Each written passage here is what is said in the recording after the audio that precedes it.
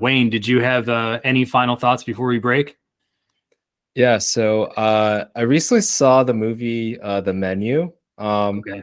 Yeah, it's on HBO Max right now, so that's where I saw it from. But I don't want to spoil it too much. But they had, it's kind of like this, kind of like a mockery or like a satire, if you will. In a sense, kind of like it's like the American Psycho, except instead of the yuppieism that it's kind of making fun of, it's actually like fine dining and that whole atmosphere. Again, I'll try not to spoil everything, but there's one scene with a really, really great looking cheeseburger, classic American cheeseburger. So Pat, the question for you is, what or where are your favorite cheeseburgers and why? Man, great question. Just seriously, like you always come with the good zingers.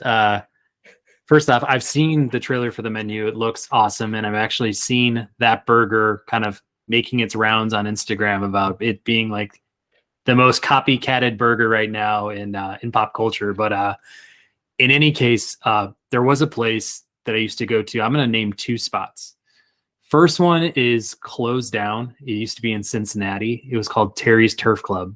And we went there on a whim just to like try their burgers because I think I read a review online and I was like, what is this place? And it was getting like national level reviews at the time. And first off, I'll just say like Terry's Turf Club closed because there was like some shady ownership stuff going on. Like check out some articles or something, but like there's something went down over at Terry's and like whatever it was. But I'll just say my favorite kind of burger, I think if I just had to like pick what's going to be on it, like bacon, blue cheese, caramelized onions, like really good quality beef, Wagyu, whatever it is, and then just a pretzel roll bun or just like something to get really hold everything up like a brioche or something like that. But I mean, this burger was fat.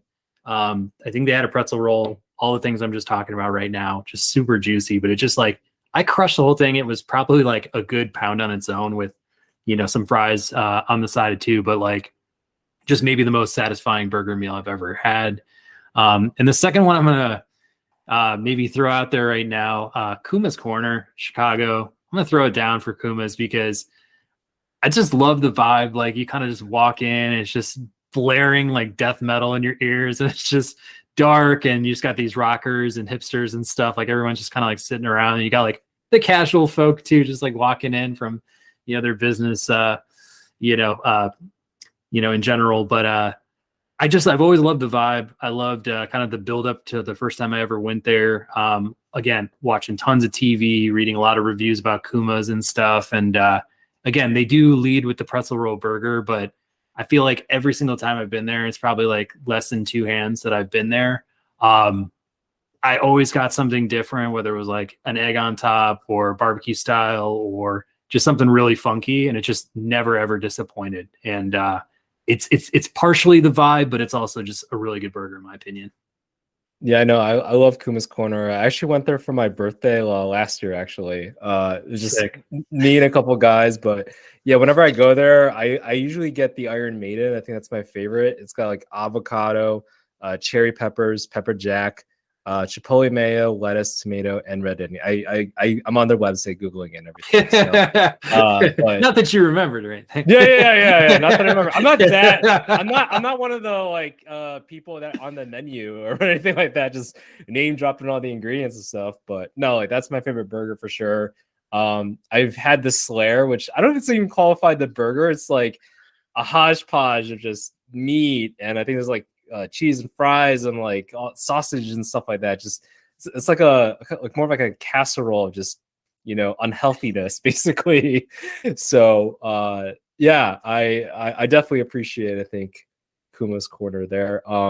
Other ones I guess in Chicago that I like, just a basic classic like no frills type of burger, like classic just meat and like cheese. I think my favorite the way that they do it vibe too is Small Cheval in Wicker Park. It's like au cheval, except not as long as a wait. It's kind of like a fast casual version of au cheval. But yeah, there's a one in like Wicker Park. Nice, nice summer day. They got like outside patio with some nice lighting and things like that.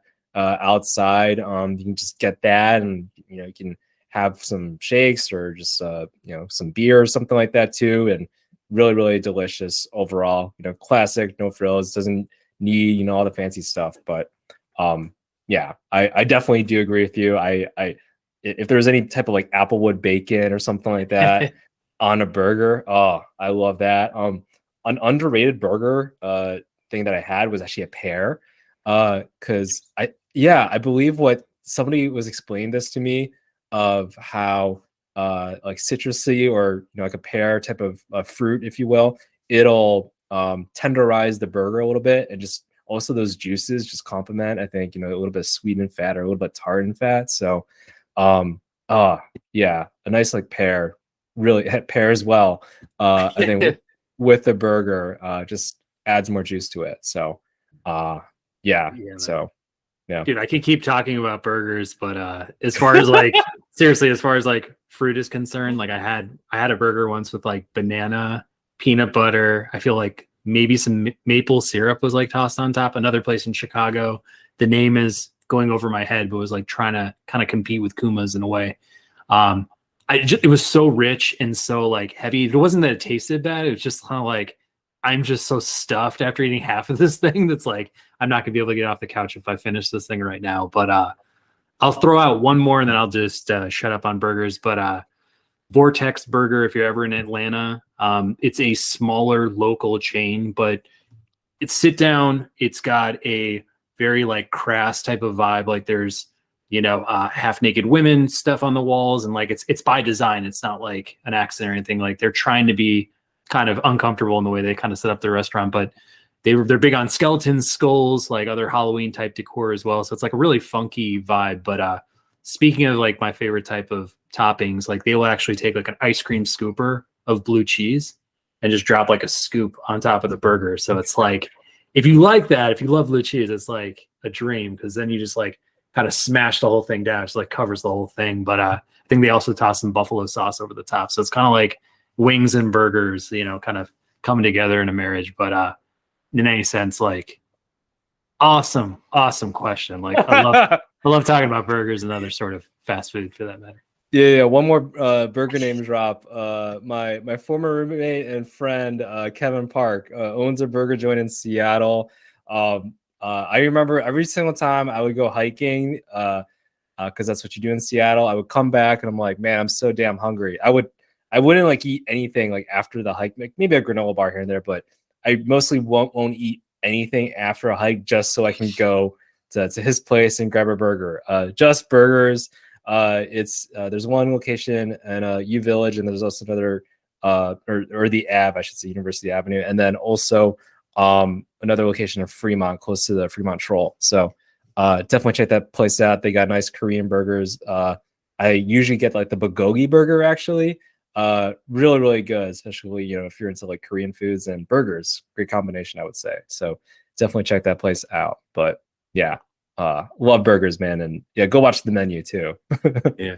And this might be a shout out, but maybe we'll have to get Umami Q to also make a burger. So Wayne, let's make this a call to action for them to start putting burgers on their menu too, with the banh mi's and other great things that Charles is cooking up. Oh yeah. I just had the honey butter fried chicken one. I think they're not doing it anymore. They did it, I think, last week, but oh man, it was so good. It was like a fried like brisket, basically, like brisket with some breading on it, and had like a nice coleslaw, and I think there was like a hint of mint in there too, like all these different flavors. It was so good. But and I think I've talked, like, I love honey butter fried chicken. Like before, Charles made it cool with the Umami Q. Honey butter fried chicken is like one of my favorite spots. The names kind of says it out. Just again, no frills, delicious food, and yeah, like awesome fried chicken overall too. But yeah, with that brisket, man, that was a deadly combination. So yeah, shout out to Charles. Yeah, shout out to Charles there. That's awesome.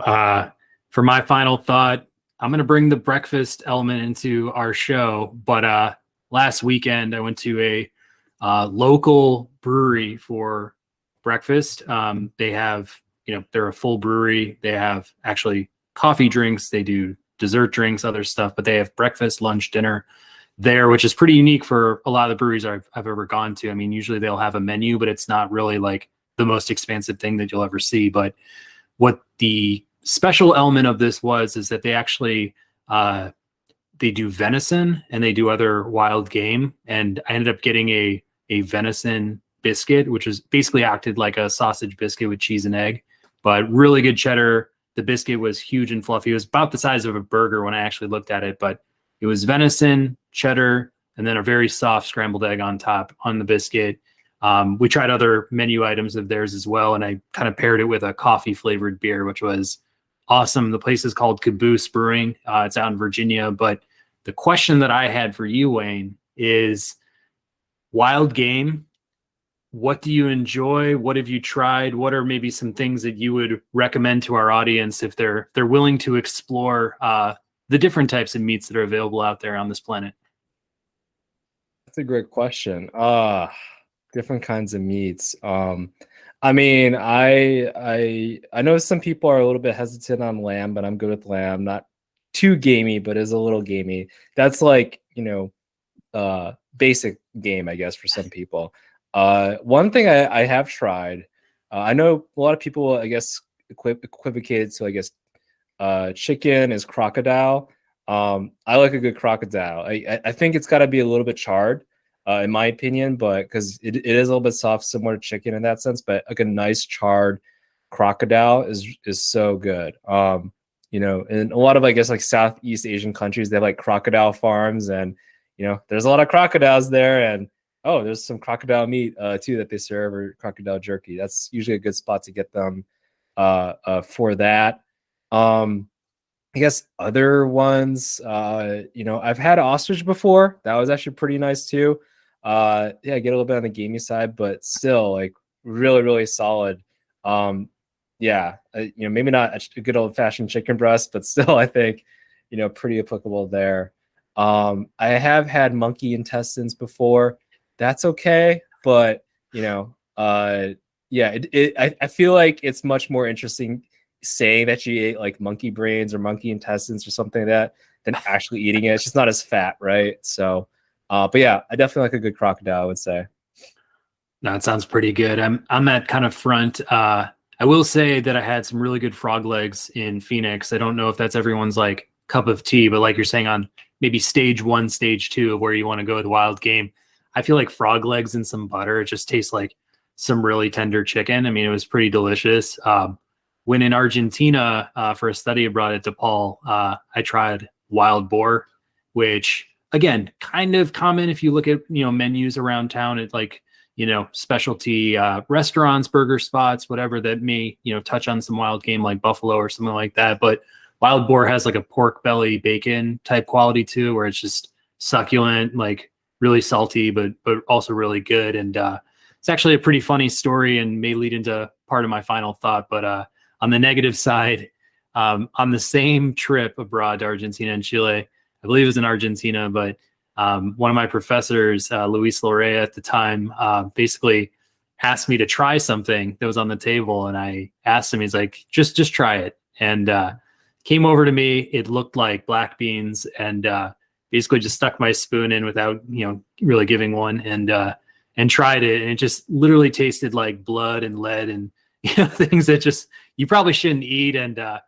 just looked over, and he was pretty much laughing in complete silence, but looked like he was about to tear up just at how funny it was based on my own reaction. But I tried cow's brains while in Argentina. It was just, seriously one of the most disgusting things. But I guess I bring that up in part because our professor, who I believe Wayne had too, but Luis Lorea had passed away a few weeks ago, and great guy, great teacher, really practiced the Socratic method, but also just a huge Bulls fan in general, and somebody I would always kind of talk basketball with while in school. And then a little bit after graduating too, I kept in touch with him for quite a bit of time, but was sad to see him go. This was weeks ago now, but just wanted to say rest in peace officially to Luis. And if there's any sort of connections for anybody listening or anything like that, just I'm sure you can all get behind who Luis was. And if there was ever family listening to this, my condolences, and what a great guy he was. Yeah, shout out to the integrated marketing IME out there at DePaul University. But yeah, Lorea, great guy. Always a fun person to just talk with and hear his life stories. Loved it, definitely a fulfilling life, I would say. So yeah, definitely rest in power to him and his and yeah, condolences to the family there. So Well, for sure. Great episode, expansive. Will be diced up into different parts. But again, if you're on YouTube listening right now, throw us a like, leave us some comments based on what you heard. Any follows, reviews anywhere are always great. And we look forward to next time.